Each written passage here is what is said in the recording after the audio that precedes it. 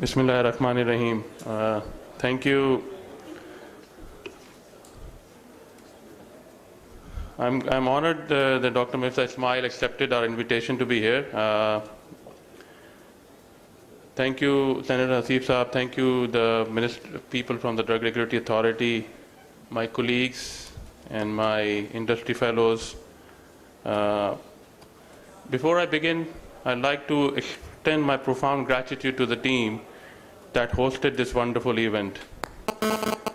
This is an amazing effort to gather pharma leadership from Pakistan and around the world to write a new chapter in pharma history as it spans the gamut from pharma industry issues to quality issues to digital engagement to distribution and research.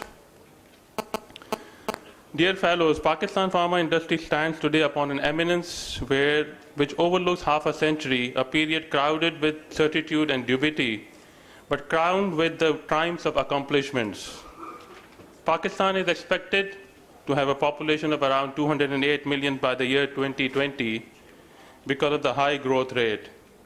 The country is listed among the next 11 economies, an industry with fixed assets of 4.6 billion rupees and an impressive resume holds all promises to excel and compete globally. But ladies and gentlemen, the only thing that is constant is change, and we are also not an exception.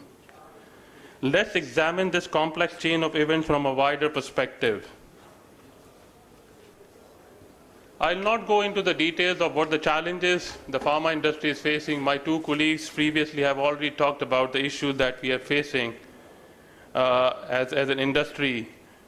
But let me peep into the future and give you some thoughts which I have, which can probably take the pharma industry to the next level that we are aspiring for.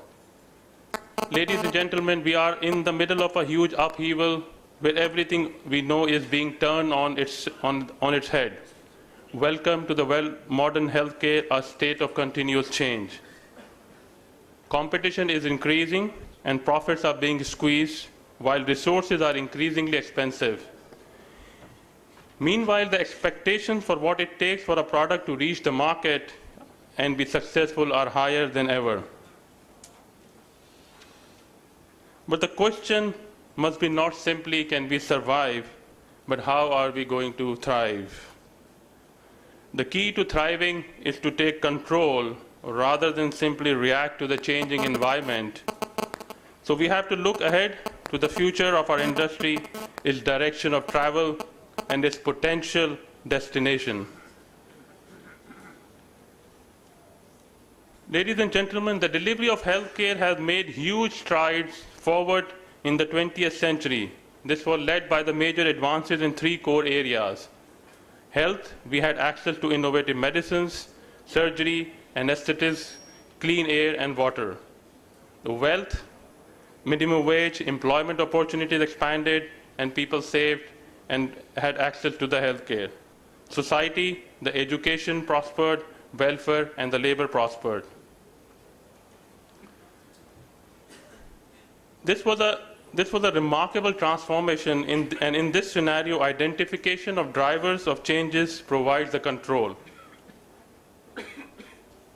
Let's discuss what are the healthcare drivers, and the research has identified 13 drivers of healthcare change, which are grouped into 4 key categories.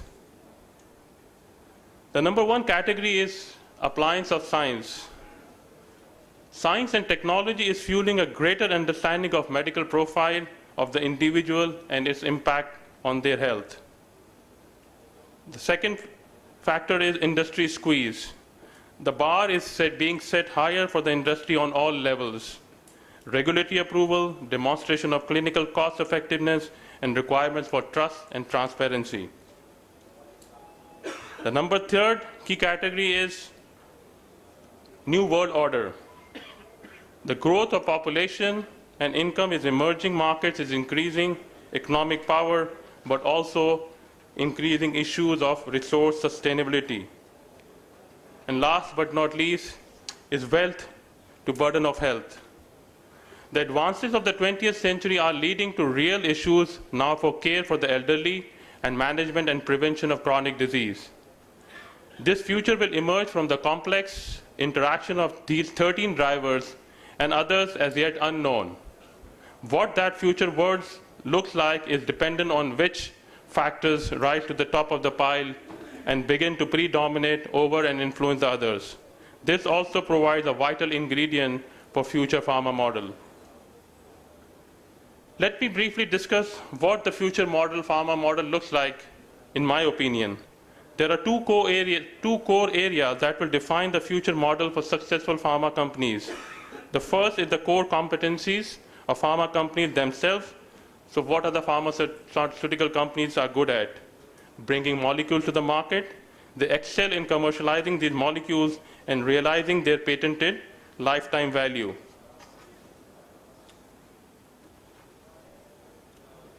The second core area are the external drivers of change, as I discussed above: appliance of science, industry squeeze, new world order, and wealth to burden.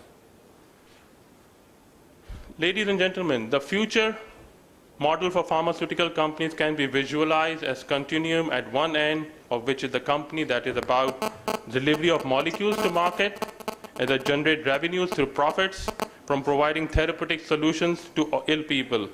At the other end is the integrated industry that focuses on maintaining the health outcomes of individuals, and it works collaboratively with healthcare providers and professionals.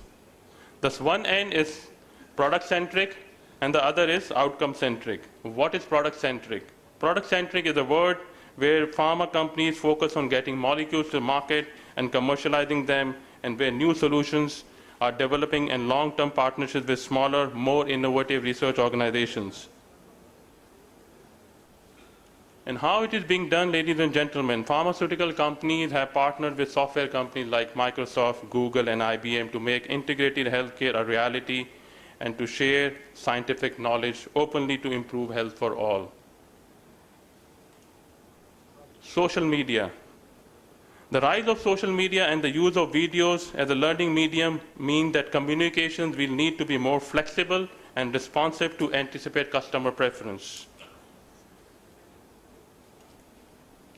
Multiple channels will be critical in the future as fragmentation of media continues and people get their information in a variety of formats and platforms and expect to have a meaningful relationship with the companies they purchase from. Ladies and gentlemen, technology is an important tool to give fast healthcare, and we have to use it. This vision has to become a multi-organizational mission leading to the generation of thousands of goal-oriented projects. These projects will have to be supported and nurtured not only by the government, but also by our industry and philanthropic organizations. Buzz is gaining momentum regarding sales and marketing that outlines a confluence of dynamics that lead to a new marketing and sales system with a smaller, more agile, and smarter sales force. The pharma industry is no longer being rewarded with incremental innovation, me-too products, and selling the most pills. Companies will need to demonstrate that their brand adds value to the patients, and they will have to offer a package of products and health services that the market not only wants and needs, but is willing to pay the premium for. The limited attention that any single communication will gain means that visual identity and brand recognition will be vital to maintaining awareness and interest. So communications will need to have more impact, be relevant, and add value to the individual, as well as enabling dialogue rather than monologue. Ladies and gentlemen, the future won't be like the past.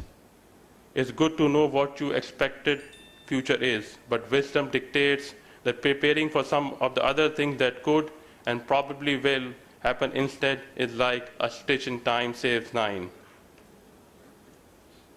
Ladies and gentlemen, trends end. The longer a trend has been going on, the more we tend to assume that it will never end. But all trends do end. And in fact, the longer it has been going on, the more overdue you are for a change. Imagine how these trends could fail or reverse. What would happen if the opposite thing happened instead? Is a useful way of revealing viable and realistic alternative futures. We must be far more active in creating new approaches. Companies such as Microsoft, Google, and IBM are all engaging in the future of healthcare. You can spot the market leaders of tomorrow in an industry by those who are shaping the future of today. Perhaps the words like can't and impossible should be removed from the pharma lexicon. And what if and how could we that might enable us to shape the future we want to thrive in? Are we ready?